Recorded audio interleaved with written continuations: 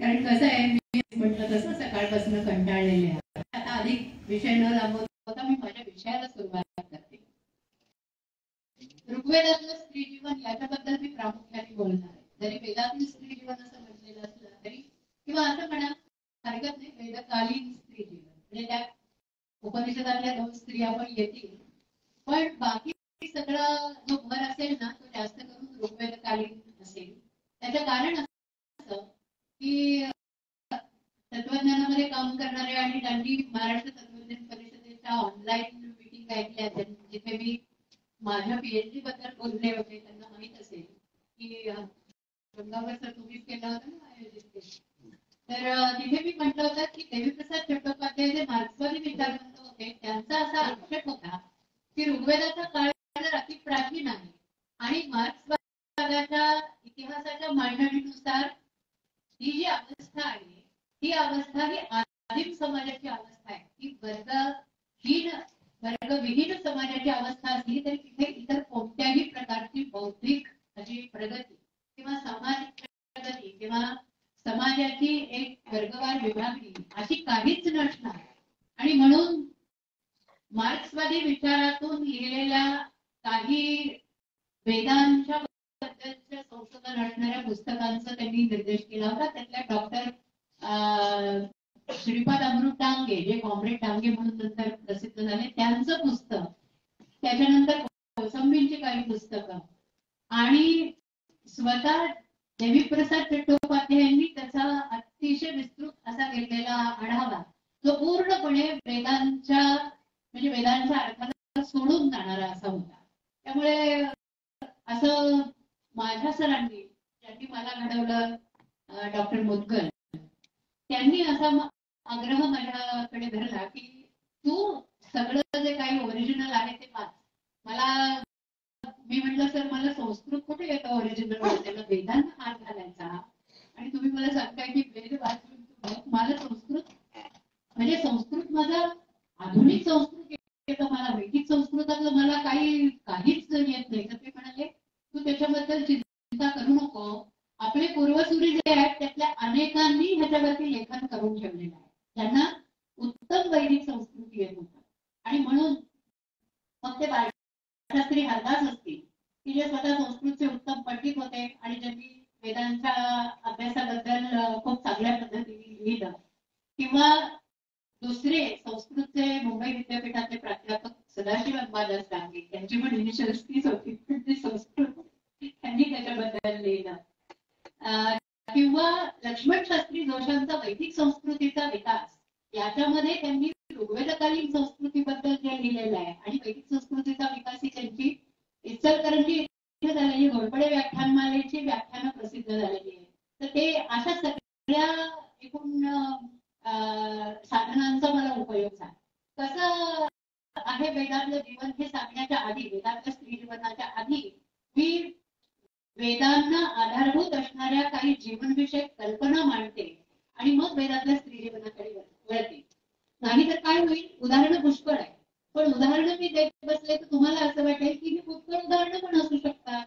याच्यावरनं कसं तुम्ही निष्कर्ष काढणार की वेदातलं स्त्री जीवन हे असं होतं. म्हणून मी सकाळी उल्लेख केला होता ऋत या कल्पनेचा, की ऋत ही कल्पना ऋग्वेदामध्ये वारंवार येते. आणि वरुण ही देवता ऋताची पालन करते असं म्हटलं जातं. हे काय आहे ऋत म्हणजे? तर नैतिक मूल्य आहे हे पहिलं, प्राथमिक स्वरूपातलं, किंवा असं म्हणजे प्राथमिक नाही, मूलभूत स्वरूपातलं हे नैतिक मूल्य आहे.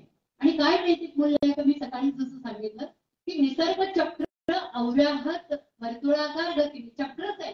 चक्र ही कल्पना वर्तुळाचीच आहे ना. ते सतत आपण त्या वर्तुळाकार गतीने जपलं पाहिजे, तर निसर्ग आपलं रक्षण करेल, हा विचार म्हणजे ऋत आहे. आपण त्या चक्राकार गतीला जिथे कुठे छेद देऊ आणि त्या चक्राकार गतीला छेद दिल्यानंतरचे जीवन सगळं विस्कटेल, त्या जीवन विस्कटण्याला आपण अनृत असं म्हणू, असं वैदिकांची धारणा आहे. आता हे मी जे म्हटलं की आधुनिक विज्ञान आपल्याला असं सांगतं की, म्हणजे अगदी साधी गोष्ट मी आमच्या एमएच्या विद्यार्थ्यांना किंवा विद्यार्थ्यांना म्हणायची की आपण शिकतो ना सायन्स मध्ये की कार्बन डायऑक्साईडचं चक्र आहे, ऑक्सिजन चक्र आहेत म्हणजे काय, तर त्या पद्धतीने निसर्गामध्ये हे सगळं चालू आहे. पाण्याचं चक्र आहे, वायूचं चक्र आहे, वगैरे वगैरे. तसं माणसाच्या आयुष्यामध्ये माणसानी माणसाशी कसं वागावं याच्याबद्दलचे नियम आणि त्याच्याबद्दलचं जे चक्र आहे की निसर्गाचं दोहन करा, निसर्गाचं शोषण करू नये. आणि शोषण बाकी कोणी करू शकत नाही बरं का निसर्गाचं. कुठलेही प्राणी असा विचार करून ठरवत नाही की त्याला पुढचे 6 महिन्याचे शिकार आपण स्टोअर करून ठेवू, किंवा आता माझी मुलं मोठी होती त्यांना श्रम नको करायला लागू देत म्हणून मी आता शिकार आणखी साठवून ठेवतो. कुठलाही प्राणी असा विचार करत नाही. मनुष्य हा एकमेव प्राणी असा आहे की त्याला बुद्धी दिलेली आहे आणि त्याला स्वार्थ पण आहे. आणि त्या बुद्धी आणि स्वार्थाच्या साह्याने तो माणूस निसर्ग चक्राला छेद देऊ शकतो, निसर्ग चक्राच्या विरोधामध्ये वागू शकतो. म्हणजेच काय, तर तो ऋताचं पालन करत नाही, तो अनृत असावा. मग ऋताचं पालन करणं म्हणजे काय आहे, तर ऋताचं पालन करणं याचा अर्थ समाज व्यवस्था सांभाळणं असा आहे. केवळ वैयक्तिक आपण नैतिकता सांभाळणं इतका संकुचित अर्थ नाहीये त्याचा. समाज व्यवस्था सांभाळणं. म्हणून मी सकाळी उल्लेख केला होता की ज्ञानेश्वर महाराज ज्ञानेश्वरीमध्ये म्हणतात ना की सकल लोकसंस्था या रक्षणीय सर्वथा. तर समाजाचं रक्षण करायचं किंवा सामाजिक नीतिमत्तेचं रक्षण करायचं म्हणजे काय करायचं, त्याचा स्त्रियांशी संबंध आहे. म्हणून इतक्या विस्ताराने सांगते तुम्हाला की विवाह केला पाहिजे. विवाह ही प्राथमिक अशी सामाजिक संस्था आहे. पाठीमागे बसलेल्या विद्यार्थ्यांसाठी पण आहे महत्वाचं. विवाह म्हणजे कोणत्याही 2 स्त्री पुरुषांनी एकत्र येऊन आणि त्यांनी घेतलेला उपभोग याचं वर्णन नाहीये विवाह म्हणजे. विवाह ही एक जबाबदारी आहे. विवाह ही एक सामाजिक, वैयक्तिक, कौटुंबिक या प्रकारची जबाबदारी आहे. आणि ही सामाजिक जबाबदारी काय, तर त्या विवाहातनं जी होणारी अपत्य निर्मिती आहे ही अपत्य निर्मिती पुढचा समाज घडवणार आहे आणि ती जबाबदारी आई वडिलांची आहे. म्हणून विवाह ही जबाबदारी पण आहे आणि विवाह ही basic, fundamental, primary social institute. तुम्ही कुठलाही सोशलॉलॉजीचं पुस्तक उघडा, त्याच्यामध्ये हे असतं की marriage is the primary social institute. ऋग्वेदांनी फार प्राचीन काळी म्हटलं की पहिली संस्था जर कुठली असेल तर ती विवाह. विवाह म्हणजे स्त्री आली ना विवाह, स्त्री आणि पुरुष दोघांचा विवाह. तेव्हा हा विवाह खूप महत्त्वाचा. ऋग्वेदाच्या 10व्या मंडलामध्ये विवाह सूक्त येतं बरं. हे विवाह सूक्त फार गंमतशीर आहे वाचायला. आणि हे विवाह सूक्त आजही आपल्या विवाह पद्धतीमध्ये संस्कृत गुरुजी सारखे मंत्र संस्कृत मध्ये काही म्हणतात. काय सांगितलं त्या विवाह सूक्तामध्ये, तर असं म्हटलंय की ही जी वधू आहे ही वधू या वराच्या हातामध्ये आपला हात देते आणि ती त्याचं कुटुंब, त्याचं घर सगळं उभं करणार आहे, निर्माण करणार आहे, सांभाळणार आहे. तर सगळ्या देवांनी येऊन तिला आशीर्वाद द्यावा आणि सगळ्या ज्येष्ठ घरातले जे कोणी ज्येष्ठ व्यक्ती असतील त्यांनी तिला आशीर्वाद द्यावा. आणि काय आशीर्वाद दिलाय त्या वधूला, सगळी नाती येतात ना त्या. मला इतकी गंमत वाटली की ऋग्वेदामध्ये नणंद, दीर, सासू, सासरे सगळे नावं आहेत संस्कृत मधली. आणि फक्त एक सांगते की तिला जे सांगितलंय म्हणजे तिचं संबोधन जे आहे ना, प्रत्येक वेळेला तिला असं म्हणताय सम्राज्ञी श्वशुरा. सम्राज्ञी हा शब्द वापरलाय ना, म्हणजे तू या ग्रहाची ग्रहस्वामिनी आहे. तुझं या घरामध्ये असं सम्राज्ञी म्हणून स्वागत आहे. सम्राज्ञी म्हटल्यानंतर काय अधिकारच आहेत का सगळे. सम्राज्ञी म्हटल्यानंतर त्या सम्राज्ञीला बाकी सगळं सांभाळण्याची, शिस्त ठेवण्याची जबाबदारी पण. कारण भारतीय विचारधनामधला अत्यंत महत्वाचा भाग असा आहे की आपलं विचारधन हे कधीही राईट सेंट्रिक म्हणजे हक्क केंद्रित नव्हतं, कर्तव्य केंद्रित. अगदी सुरुवातीचा काळ जर आपण बघितला, महाभारताचा काळ, पुराणांचा काळ, म्हणजे अगदी 18व्या शतकापर्यंत हक्क ही कल्पना तुम्हाला माहित नव्हती. त्यामुळे ह्युमन राईट्स असं काही आपल्याकडे एन्शंट लिटरेचर मध्ये सापडतच नाही. आपल्याकडे काय सापडतं, कर्तव्य काय आहे त्याची सगळी यादी सापडते. आता मी हे काय सांगितलं तुम्हाला की ती सम्राज्ञी जी आहे ना, ती सम्राज्ञी हक्कासाठी सम्राज्ञी नाहीये, पण ती दासी पण नाही. तिला कर्तव्याचं पालन जरी करायचं असलं तरी तिला असं नाही म्हणताय की तू म्हणून घरातली एक मोलकरीण आहेस किंवा तू घरातली एक सर्वंट आहेस किंवा तुझं घरातलं स्थान हे अशा प्रकारचं कमी दर्जाचं आहे. किती छान पद्धतीने मांडलंय बघा की जिथे अधिकार पण आहे, जिथे कर्तव्याची जाणीव पण आहे. कारण मुळामध्ये सगळी जी फिलॉसॉफी आहे ती राईट सेंट्रिक नाहीच आहे, ती ड्युटी सेंट्रिकच आहे. प्राध्यापक रेगे ह्याच्याबद्दल फार छान बोलायचे नेहमी. कांटवरती बोलताना ते म्हणायचे की बरोबर आहे ड्युटी इम्परेटिव्ह वगैरे सगळं कांटी मांडलं, पण संपूर्ण भारतीय दर्शन 18व्या शतकापर्यंत पूर्णपणे ड्युटी सेंट्रिक होतं. प्राध्यापक रेग्यांच्या लेखनामध्ये ते वारंवार आलेलं आहे. ज्या वेळेला ब्रिटिश भारतात आले आणि त्यांनी ज्या वेळेला भारतीय दर्शन किंवा तत्वज्ञान बघितलं त्यांच्या लक्षात आलं की अरे इथे हक्क याला काही शब्दच नाहीये संस्कृत मध्ये. आणि म्हणून त्यांनी ह्युमन राईट्सची कल्पना, पुढचा इतिहास आहे. मला त्याच्यात जायचं नाही, मला हे सांगायचंय की सम्राज्ञी शिशुराव सगळी नाती त्याच्यामध्ये तू कोणाकोणाची सम्राज्ञी हो आणि हे सगळे तिला कोण कोण आशीर्वाद देतात, तर सगळे देव आशीर्वाद देतात, वरुण आशीर्वाद देतोय, सूर्य आशीर्वाद देतोय, आणखी कोण ऋषीमुनी आशीर्वाद देतात आणि तिच्या घरातले ज्येष्ठ श्रेष्ठ सगळे आशीर्वाद देतात. तेव्हा विवाह हा महत्वाचा आहे, विवाह सूक्त. आणि हा विवाहात आशीर्वाद देताना काय म्हटलंय, तुम्ही दोघं अनिर्बंध उपभोग घ्या असं नाही म्हटलंय. असं म्हटलंय की तुम्ही चांगल्या प्रकारची संतती निर्माण करून त्यांना उत्तम प्रकारे वाढवावं यासाठी एकमेकांच्या बरोबर विवाह बंधनात तुम्हाला अडकवलंय किंवा तुम्ही विवाह बंधनात बांधले गेलेले आहात आणि तुम्ही उत्तम कुटुंब निर्माण करा. Second primary social institution family म्हणजे जबाबदारी आहे. काय असतं आपण म्हणतो ना की स्त्री ही क्षणाची पत्नी आणि अनंत काळाची माता. खरं म्हणजे हे दोघांच्याही बाबतीत काय, स्त्री काय आणि पुरुष काय.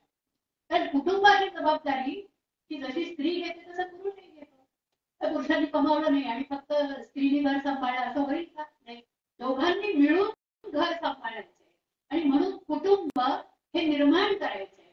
आणि ते कुटुंब निर्माण करत असताना त्या कुटुंबामध्ये जसं पुत्र याचं स्वागत आहे तसं कन्येचंही स्वागत आहे. बरं का, म्हणजे केवळ पुत्रकामेष्टी यज्ञ आपण ऐकलेला आहे, पण मुलगी व्हावी म्हणून सुद्धा यज्ञ सांगितलेला आहे.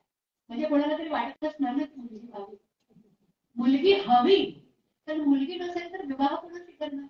आणि पुढे मानवी जीवनाची साखळी आणि त्याचं वर्धन कसं होणार आणि मानवी जीवनाची साखळी का महत्वाची त्याच्याकडे नंतर पुढे.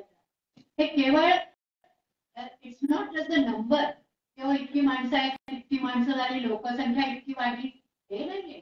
त्याच्या पाठीमागचा जो विचार आहे तो अतिशय महत्वाचा आहे. म्हणून विवाह झाला, कुटुंब झालं.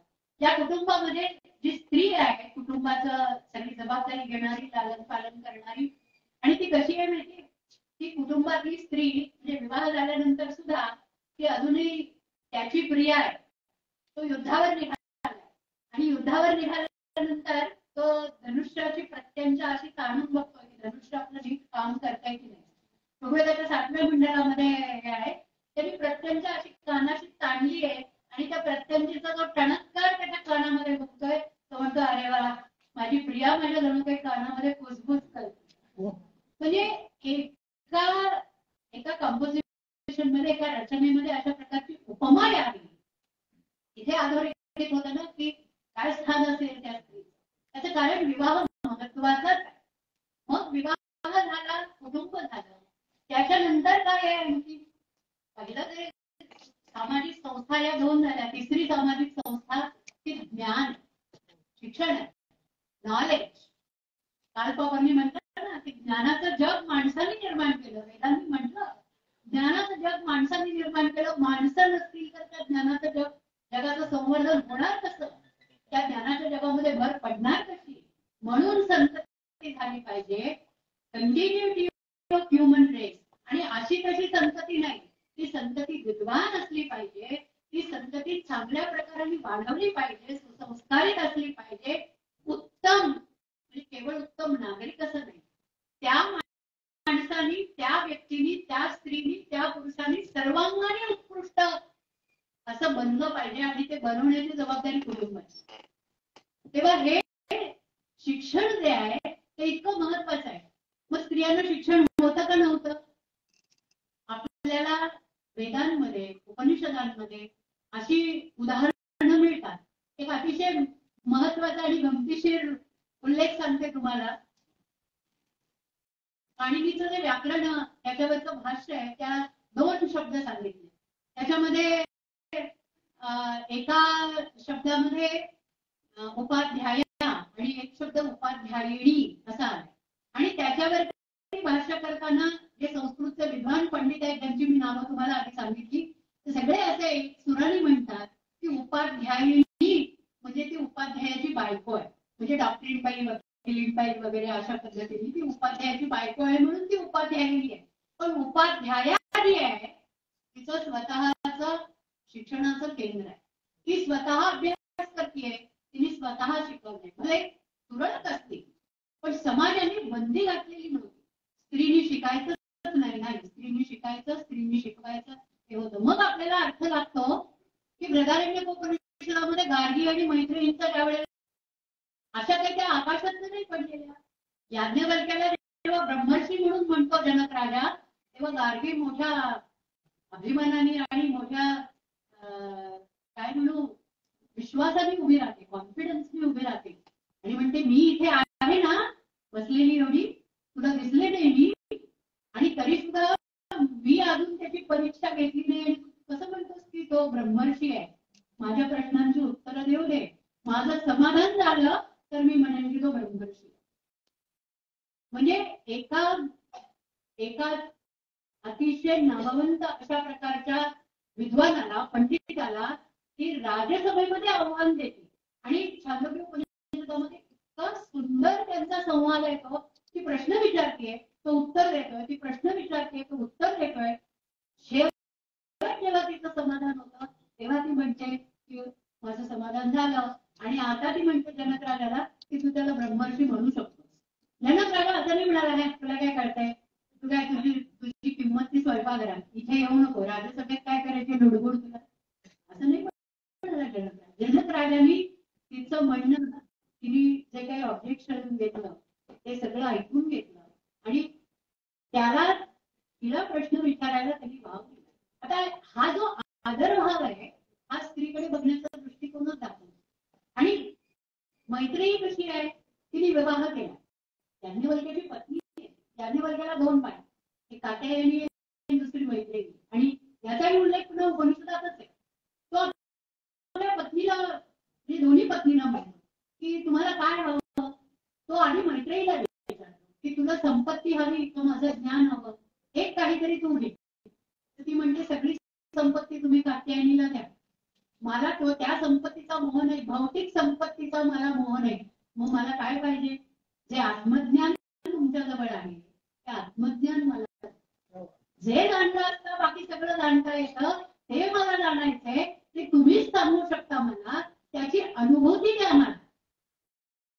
आणि मग याज्ञवल्क्य तिला सांगतो आत्मा वा आर्य श्रोतव्य मंतव्य निगद्धस्य कव्य. म्हणजे काय की ती किती विचार करते बघा. तिला माहितीये की आता इतके सगळे संत आपल्याला सांगून गेले ना की नको नको प्राण्या गुंतू माया जाळी, आम्ही मायाजाळातून बाहेर नाही. तो ही मैत्रीला कळलंय की याज्ञवल्क्याला म्हणते मला मायाजाळाचा मोह नाही बाबा, तू ते तुझ्या त्या दुसऱ्या बायकोला, तिला मुलं बाळ आहे, तिला संसार आहे, मला ज्ञानाची भूक आहे. आणि ही ज्ञानाची भूक भागवण्यासाठी तिचा पती सिद्ध आहे.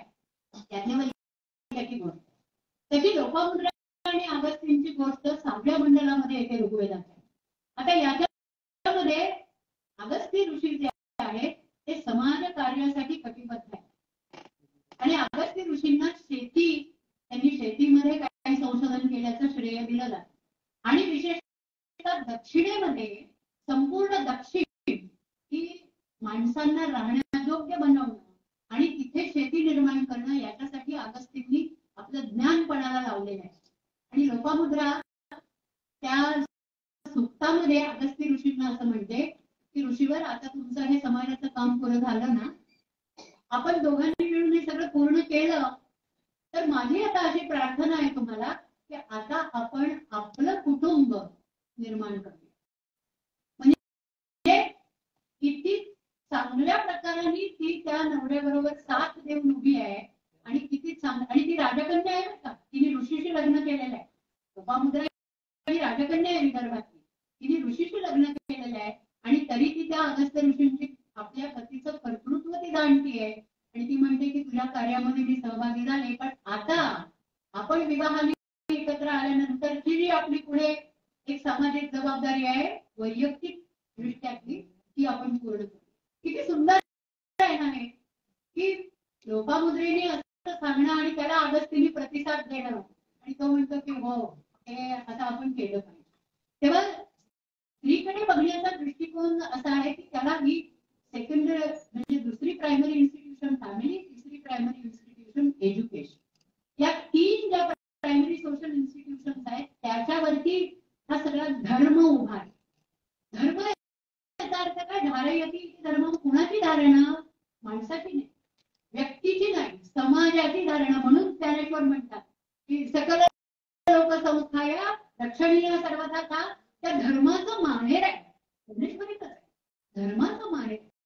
धर्माचं माहेर म्हणजे काय, तर या ज्या व्हॅल्यूज आहेत ज्याच्यामुळे समाजाचं दोहन होतं, ज्याच्यामुळे समाज एकत्र बांधला जातो, ज्याच्यामुळे समाजाची वैचारिक, भौतिक, आत्मिक सगळ्या प्रकारची प्रगती होते, अशा प्रकारचा समाजाला बांधून ठेवणाऱ्या या कल्पना आहेत, या अतिशय महत्वाच्या.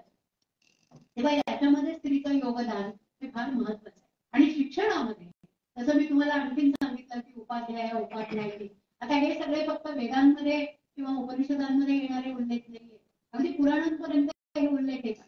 द्रौपदी म्हणते की मी माझ्या पित्याच्या दरबारामध्ये बारहस्पत्य काय आहे, म्हणजे लोकायत काय आहे हे दर्शन शिकलेली आहे. पण लोकायत दर्शन का शिकली, तर राज्यकारभाराला ते आवश्यक आहे. लोकायत दर्शन राज्यकारभारासाठी आवश्यक आहे आणि म्हणून ते शिकलेली आहे. ती ते सांगतीये की मी जाणते. ती असं नाही म्हणाली की मला वेदांत शिकवला, वेदांत हा शब्द येत नाही. ती म्हणते की मी अभ्यास केलाय. द्रौपदीचा उल्लेख आणि हे कुणी लिहिलंय माहितीये का, मी नंतर महाभारत बघितलं त्याच्यात हा उल्लेख आहे. परंतु ज्या देवीप्रसाद चट्टोपाध्यायांनी असं आग्रहाने प्रतिपादन केलं की वैदिक काळातली स्त्री ही अशी आदिम होती, त्याच देवीप्रसाद चट्टोपाध्यायांनी या द्रौपदीचा हा उल्लेख केला. पण दिस इज नॉट एक्सेप्शन, म्हणजे हे अपवाद म्हणून येत नाही. म्हणून मी तुम्हाला म्हटलं की ज्या संकल्पनांच्या वरती हा समाज उभा आहे की हे ऋण सगळं फेडल्याशिवाय, अनृण झाल्याशिवाय माणसाच्या जीवनाची इति करता येता नाही, तर स्त्रीशिवाय जीवन अपूर्णच आहे. मग ऋग्वेदात असं म्हटलंय की कल्याण करणं ग्रहम, म्हणजे तू आहेस तर माझं ग्रह कसं आहे, सुंदर आहे, आणि तू नसशील तर माझं घर कसं आहे, तर ते वनासारखं. म्हणून तिला काय म्हटलं, आई जी घरातली आहे किंवा स्त्री जी घरातली आहे, जी गृहिणी आहे, तिला असं म्हणतात की ती स्वयंपाकघरातला अग्नी आहे. अग्नी आहे म्हणजे ती स्वयंपाकघरातली ऊब आहे. किंवा ती यज्ञ म्हणजे 3 सवन करायची असं वैदिक विधान आहे की सवन म्हणजे यज्ञ, एक सकाळी करायचं, एक दुपारी करायचं, एक रात्री करायचं किंवा संध्याकाळी करायचं. हा यज्ञ हवी देत असताना प्रत्येक वेळेला आपण स्वतःला बजावायचंय की अग्नये स्वाहा इदम नमः, मी मिळवलंय सगळं, मी 2 हातांनी मिळवलंय, मी 10 हातांनी समाजाला हे सगळं वाटणार आहे आणि म्हणून मी हे अग्नीला अर्पण करतो. हे शिकताना जसं पुरुषांनी करायचं तसं त्या 3 सवनापैकी एक हवी, एक सवन, एक यज्ञ हा ग्रहस्वामिनी करावा असं विधान. म्हणजे तिला अधिकार आहे, तिला शिक्षण आहे, तिला पत्नी म्हणून स्थान आहे, तिला कन्या म्हणून स्थान आहे, तिला माता म्हणून स्थान आहे. माता म्हणून किती महत्वाचं स्थान आहे, तर पुन्हा योद्ध्याचं उदाहरण देते की तो युद्धावर निघाला आहे आणि त्याचे बाण जे आहे त्या भात्यामध्ये ठेवतोय आणि त्या भात्याची प्रार्थना करतोय. आता ही प्रार्थना कशासाठी करायची, तर आपण ज्या सगळ्या वस्तू वापरतो त्या वस्तू वापरत असताना आपण कृतज्ञ असलं पाहिजे. कारण कृतज्ञता आणि क्षमा हे 2 अत्यंत महत्वाचे गुण किंवा या 2 अत्यंत महत्वाच्या काय म्हणतात वर्चू, काय सद्गुण, हे 2 महत्वाचे सद्गुण ऋग्वेदामध्ये वारंवार वारंवार वारंवार. आणि त्या ठिकाणी असं म्हणताय, तो भाषेची प्रार्थना करतोय त्या, आणि तो म्हणतोय की मला युद्धावर जायचंय आणि माझे या भात्यामधनं बाण पटपट निघाले पाहिजे, तर माझ्या बाणांचं तू कसं रक्षण कर, जशी आई मुलाचं रक्षण करते ना, तसं तू या बाणांचं रक्षण कर बरं का. म्हणजे एक योद्धा युद्धावर जाताना अशा प्रकारची प्रार्थना करतो त्या भात्याची आणि बाणांची, विलक्षण होत आहे. सिद्धेश्वर शास्त्री चित्रावांनी ऋग्वेदाचं मराठी भाषांतर, याचा म्हणजे संपूर्ण ऋग्वेद मराठी भाषांतर केलेलं आहे. प्रतिम भाषांतर आहे अगदी. दुर्दैवाने आज ते पुस्तक उपलब्ध नाहीये. कोणी प्रयत्न केला आणि ते पुस्तक पुन्हा छापून घेतलं तर खरं लोकांना उपयोगी पडेल ते पुस्तक. इतकं सुंदर. आणि त्याच्यावरती त्यांनी प्रत्येक मंडल, म्हणजे एक चॅप्टर म्हणून आपण एक प्रकरण, त्या प्रकरणाला नाव मंडल आहे. 10 मंडल आहे, 10 प्रकरण आहे. प्रत्येक प्रकरणाला त्यांनी लिहिलेली प्रस्तावना इतकी मुळामध्ये सुंदर आहे.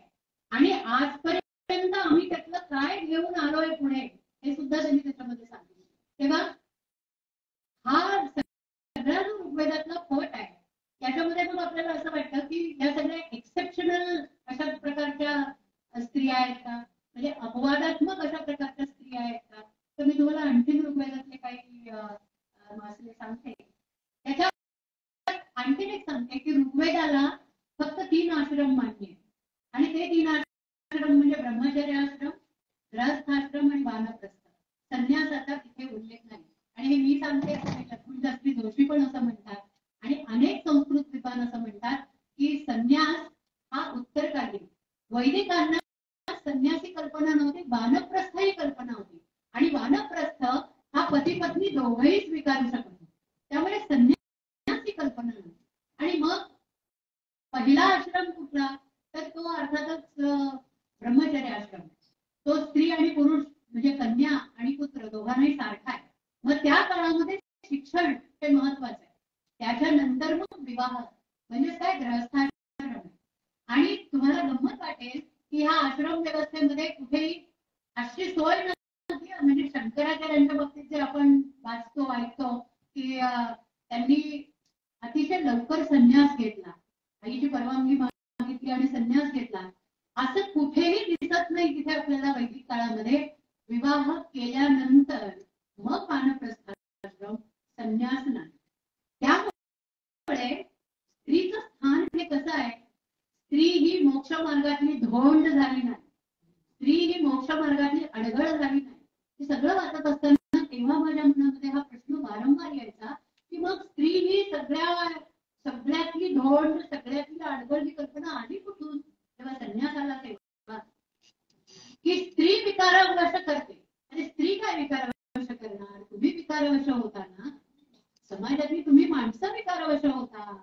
मग स्त्री तुमच्यासाठी माणूसच आहे. ती विकारवश समजा झाली तर विकारावर तुम्हाला नियंत्रण ठेवता येतं.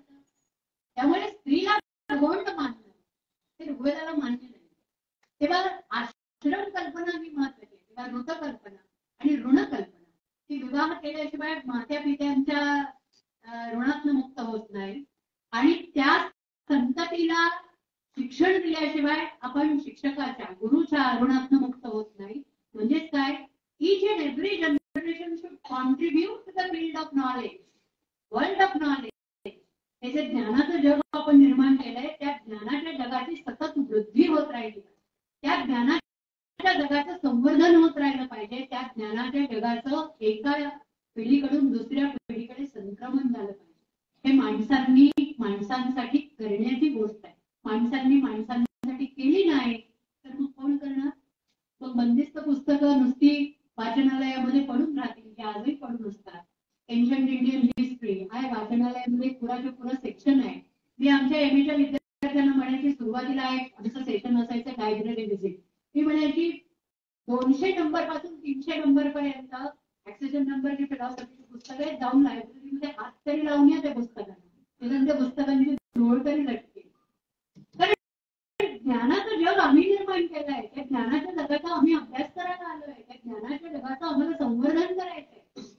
ही किती महत्वाची भूमिका आहे. कुठेही असं कोणी म्हणत नाहीये की याच्यातनं किती पैसे मिळतील ते बघा आणि जिथे कुठे जास्त पैसे मिळतील तोच कोर्स करा, असं नाहीये. तेव्हा हे पण महत्वाचं आहे.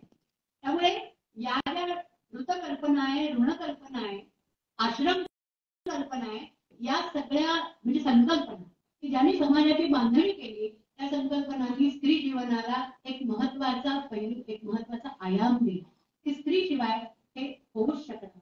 मग आता असं आहे की कन्या प्राप्तीसाठी मी तुम्हाला म्हटलं की इष्टी यज्ञ वगैरे किती सुंदर वर्णन केलं म्हणजे कन्यांचं.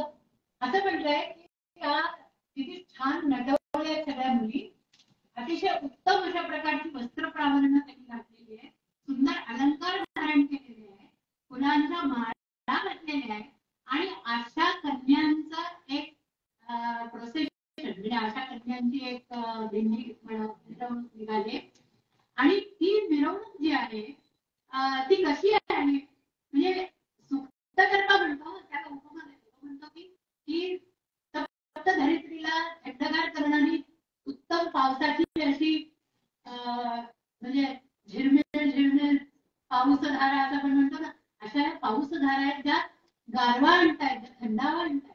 या कन्या या किती सुंदर त्यांच्या मातांनी घडवल्या आणि त्या रस्त्यामधनं चालल्या. त्याच्यानं घरात नाही काढता तुला रस्त्यावर जाताना कोणीतरी काहीतरी करेल आणि म्हणून तू रस्त्यावरनं जाऊ नको असं त्या समाजात म्हणजे ऋग्वेदात तरी कुठे नाही. म्हणजे स्त्रीचा सन्मान आणि स्त्रीचं स्थान तेव्हा या मी तुम्हाला प्रिया सांगितली. आता मी तुम्हाला आणखी उदाहरण फक्त याची सांगते की कशा आहेत या. विद्वान आहेत, पंडिता आहेत, दानी आहेत, शूरवीर आहेत, योद्धा आहेत. निष्पला नावाचे राणी आहे, ती खेळ राजाची पत्नी आहे, ऋग्वेदामध्ये चाललेली आहे, पहिल्या मंडळात आहे ऋग्वेदाच्या. आणि तो खेळ राजा शत्रूशी लढतोय. लढता लढता त्याचा पराभव करतोय शत्रू असं दिसल्यानंतर ही पण त्याच्या मदतीला धावली आहे. तसं कैकेयींनी सारथ्य केलं होतं ना दशरथाचं, आपण रामायणामध्ये ऐकतो वाचतो. तसं ही आपला रथ घेऊन पुढे गेली आणि युद्धात तिचा पाय गेला, पाय तुटला तिचा युद्ध करताना. ती अश्विनी कुमारांची प्रार्थना करते आणि अश्विनी कुमारांना म्हणते की या शत्रू हा जो चालून आलाय त्याचं निर्धारण आम्ही केलं पाहिजे. माझा पाय तुटलाय, माझ्या पतीचा पराभव होतोय, तू त्वरित ये आणि माझ्या पायावर उपचार कर. आणि पुढची ऋचा असं म्हणते की तिला अश्विनी कुमारांनी तातडीने लोखंडी पाय बसवून दिला. काही अनाकलनीय आहे समजणं, पण म्हणजे लिखित स्वरूपामध्ये हे आहे की तिला पाय बसवून. पण हा महत्वाचा उल्लेख आहे की विश्वला ही राणी त्या खेळ राजाबरोबर शत्रूच्या सगळ्या याच्यामध्ये सामना करायला उभी राहिली. ती पाठीमागे नाही हटली. ती असं नाही म्हणाली की लढणं तुझं काम आहे, मी आपलं घर सांभाळते, ते तुझं बघ बाबा, तू काय तू लढ, मी आहे पाठीमागे. ती पण गेली त्याच्या बरोबर लढायला आणि तो पण असं म्हणाला नाही की बायकांचं काय काम आहे का लढणं बिडणं, तू बस घरात चुपचाप, मी बघतो काय ते शत्रूचं करायचं ते.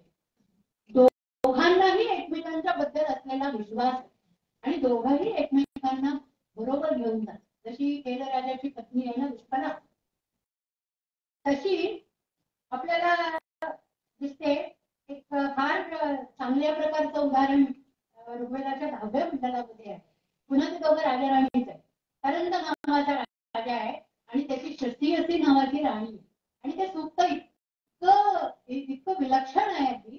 आणि ते सूक्त रचलेलं सूक्त करता आहे ना, त्या सूक्तकर्त्याच्या विद्यार्जनासाठी म्हणून त्या शशी अशी राणीने त्याला अर्थसहाय्य केलेलं आहे आणि म्हणून तो त्या शशी अशी राणीचं वर्णन करतोय.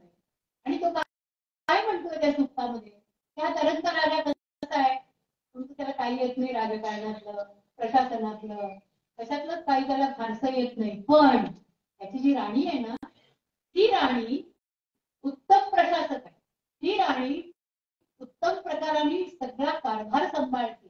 तिला पैशाचा म्हणजे अर्थ आणि तिला अतिशय चांगला सांभाळता येतो. तिला विद्वानांची कदर आहे. आणि मग तिथे तो सांगतो की मला विद्यार्जनासाठी म्हणून काही अर्थसहाय्य हवं होतं आणि मी नदी तीरावरती असं भटकत होतो, त्यावेळेला ते राणीने पाहिलं आणि तिने विचारलं की हे विप्रवर तू का असा एवढा उदास आहेस. तो म्हणे की मला गुरुगृही जाऊन शिकता येत नाहीये. का बरं. माझ्याजवळ अजिबात धन नाही. तिने मला धन दिलं, मी विद्या शिकलो आता मी विद्वान आहे आणि आता ज्या मुलीवरती माझं प्रेम आहे त्या मुलीच्या वडिलांना जाऊन मी सांगणार आहे की तुमच्या मुलीशी माझं लग्न लावून द्या. हे सियासी राणीमुळे शक्य आहे. किती असे क्रॉस रेफरन्सेस आहेत बघा की तो मुलीवरती प्रेम करतो. मुलीच्या बापाने नाही म्हटल्यानंतर तो थबकलाय आणि पळवून नाही केला, तिच्यावर अत्याचार नाही केला. तो असं म्हणतो की I will improve my qualification. आणि त्या शशियसी राणीने मदत केली म्हणून तो त्या शशियसी राणीचा उल्लेख कसा करतो माहितीये? तो म्हणतो ती अर्धांगिनी नाहीये तरंताची, तरंत तिचं अर्धांग आहे. इतकी ती केपेबल आहे. म्हणजे मी हे वाचलं ना तेव्हा तेव्हा असं खरंच तुम्ही टाळ्या वाजवला तसं माझ्या अंगावर असा काटा आला. अरे इतक्या प्राचीन काळातली एक स्त्री आणि तिचा उल्लेख करताना तो सुप्तकर्ता असं म्हणतो की तरंत तिचा अर्धांग नाही, म्हणजे तरंत तिचा अर्धांग आहे, ती त्याचं अर्धांगिनी नाही, ती त्याची अर्धांगिनी नाही. एवढा गौरव आहे तिचा. तसं मुद्गल म्हणून आहे, तो एका गटाचा नेता आहे, त्याची पत्नी मुद्गलानी आहे, त्याचं गोधन कोणीतरी चोरून चालले, तो गेलाय आणि त्याच्या तो शकटावरती आहे, म्हणजे त्याचा रथ आहे आणि तो रथ मागे पडतोय. तो सारथी जो आहे तो तितका कुशल नाहीये. मुद्गलानी पुढे झालीये आणि तिने त्या सारथ्याला बाजूला करून ती सारथ्य करायला उभी आहे. आता या घटना आपल्याला महाभारतात पण दिसतात, या घटना आपल्याला भागवतात पण दिसतात, म्हणजे तुरळक दिसतात. पण तशा मला काय म्हणायचंय, घटना किती दिसतात हे महत्वाचं नाही. त्या घटनेच्या पाठीमागे असलेलं जे संकल्पनांचं विचार विश्वाचं ते जे व्यूह तो उभा आहे ना सगळं, ती कन्या, त्याच्यानंतर माता, भगिनी आणि ती एक समाजातली जबाबदार घटक, या सगळ्या अंगांनी ती महत्वाची आहे. हे फार सगळं महत्वाचं आहे. म्हणून आपल्याला कसं दिसतं माहितीये का, बाक अमृणी नावाची ऋषिका आहे, अमृण ऋषींची मुलगी आहे. तर लक्ष्मण शास्त्री जोशी असं म्हणतात की ऋग्वेदामध्ये 27 ऋषिका आहे, सुक्त करत्या स्त्रिया आहेत 27 ज्यांनी सुक्त रचली. आणि ते पुढे असं लिहितात वैदिक संस्कृतीचा विकास मध्ये की प्लेटोचे डायलॉग नंतर कितीतरी उत्तरकालीन आहेत, पुस्तकांचं कॉन्टेम्पररी आहेत ना, पण प्लेटोच्या डायलॉग मध्ये एकही स्त्री पात्र नाही. ऋग्वेदामध्ये 27 सुक्त करत्या स्त्री आहेत, बाकी उल्लेख तर आला नाही. पण ज्यांनी सूक्त रचली आहे अशा 27 त्यातली एक आहे अमृण ऋषींची कन्या. ती स्वतःला वाक म्हणते. काय मी जे काही अनुभूती मी घेतली ती अनुभूती ज्या शब्दामध्ये मी व्यक्त करते ते शब्द भांडार म्हणजे मी आहे असं ती म्हणते. कारण ती अनुभूती कशी आहे, ती खरं म्हणजे अशब्द अनुभूती आहे आणि ती अशब्द अनुभूती ती शब्दामध्ये मांडायला सिद्ध आहे. आणि ती म्हणते की माझ्या शब्दांनी मी जे मांडणार आहे ना ते तुम्हाला कळल्याशिवाय राहणार. ती अमृण ऋषींची मुलगी वाक आहे आणि तिने ज्या प्रकाराने वर्णन केलंय सगळं तिच्या आत्मानुभवाचं ते विलक्षण आहे, ते अतिशय वाचण्यासारखं. तसं मी म्हटलं की याचा आपल्याला उत्तर काळामध्ये जेव्हा दिसतं की मैत्री ज्या वेळेला आत्मज्ञान त्यावेळेला जणू काही संत स्त्रिया असं म्हणतायत पुढे की आम्हा घरी धन ब्रह्मज्ञान. मुक्ताबाई काय म्हणते, किती समाजाने त्यांना डावललं पण त्या भावंडांनी कुणी म्हणजे भावंड भाऊ तर जाऊच ते तर सगळे ज्ञानी, पण मुक्ताई सुद्धा असं कधी म्हणाली नाही की म्हणून आता अमुक काहीतरी करूया तमुक काहीतरी करूया. ती पण विरागिली आणि तिचं ज्ञान तिची थोरवी ती पण कितीतरी मोठीच होती. मुक्ताई तर ज्ञानी होती. जनाबाई ती पण एका संताला असं ठणकावून सांगू शकते, डोकं तुझं मडकं तुझं कच्चं आहे, नित्य जयाला देवाचा शेजार नाही अहंकार गेला कुठे असं म्हणते की त्याला तुझा अहंकार कुठे गेला रे बाबा. तो म्हणजे तो कसं तुला अहंकार वाटतो की मला नित्य देवाचा शेजार आहे, मला देव पाहिजे. अरे असं नाही नाम्या, तुझ्या आत्म देव जेवला ना तरी सुद्धा तुला खरंच ज्ञान नाही झालेला म्हणून गुरुकडे जा, हे सांगणारी मुक्ताबाई. आणि हे सांगणाऱ्या मुक्ताबाईची पूर्वसुरी ती आपल्याला ऋग्वेदामध्ये दिसते. ती स्त्री ऋग्वेदामध्ये दिसते, ती बाग अमृणी आहे. तसं सुलभा की आपल्याला सांख्य तत्वज्ञानाबद्दल बोलताना महाभारतात दिसते. ती सांख्य दर्शनाची चर्चा करते आणि सांख्य दर्शनाची चर्चा ती महाभारतात करत असताना पुन्हा आपल्याला असं मागे येता येतं की पूर्वसुरी ह्या आहेत, स्त्रियांना शिक्षण आहे, त्या उपाध्याया आहे, त्या उपाध्यायुनी तर असतीलच असतील, पण त्यांची गुरुकुल आहे आणि हे त्या शिकवू शकताय. त्यामुळे शिक्षण आहे, विवाह आहे, कन्या लाव्या म्हणून इष्टी आहे, होम आहे आणि पत्नी म्हणून जे आदराचं स्थान आहे, त्या राण्या आहेत. किती प्रकारच्या राज्ञी पदांचे उल्लेख ऋग्वेदामध्ये आपल्याला सापडतात. भले खूप मोठं राज्य नसेल, पण खूप मोठं राज्य नसलं तरी सुद्धा त्या राणीला ही सत्ता आहे की असणारा पैसा कुठे वापरायचा हे मी ठरवू शकतो. राजाच्या कोशामधलं धन जे आहे ते योग्य प्रकारे देण्याची सत्ता जी आहे ती माझ्याजवळ सुद्धा आहे, हा त्या राणीला विश्वास आहे. आणि म्हणून त्या नदी किनारी विकणाऱ्या त्या ट्रस्ट अशा ऋषीपुत्राला ती म्हणते, अरे तुला विद्या नाही म्हणून असं झालंय का, मी तुला हे माझ्या दरबारामध्ये, हे मला माझ्या महालामध्ये करायला, आणि मी तुला सांगते. आणि तो इतके मोडवे राहतोय. त्यामुळे एक आणखी उल्लेख आणि मग मी थांबते की स्त्री आहे ना, ती स्त्री आपल्या कुटुंबाचं वर्णन करते आणि कुटुंबाचं वर्णन करताना ती असं म्हणते की माझे पुत्र कसे आहेत, तर मम पुत्र शत्रुघ्न होतो, म्हणजे शत्रूंचं निर्दालन करणारे असे शूरवीर असे माझे पुत्र आहेत. कन्या कशा आहे, कन्या सभेयी आहे, सभेसारखं सभेमध्ये त्यांचा सन्मान होईल अशा कन्या आहे, सभेमध्ये जाण्या योग्य अशा माझ्या कन्या. माझा पती तर कसा आहे, तो तर या सगळ्या घराला सोडून धरून उभा आहे आणि मी कशी आहे, मी त्याच्या घरावर फडकणारी ध्वजा आहे. म्हणजे मला बहिणाबाईंची आठवण झाली, बहिणी फडकती ध्वजा असं तुम्ही वर्णन केलं ना स्वतःचा, तेवढा अभिमान स्वतःबद्दल की तुम्ही सगळी संत मंडळी आहात, ज्ञानेश्वरांपासून सगळी आहे, पण ती म्हणते तुम्ही बाकी सगळी इमारत उभी केली, हो इमारत फळा आहे, पण मी ध्वजा आहे. तशा पद्धतीने ती स्त्री म्हणते की माझा पुत्र शूरवीर आहे, माझी कन्या विद्वान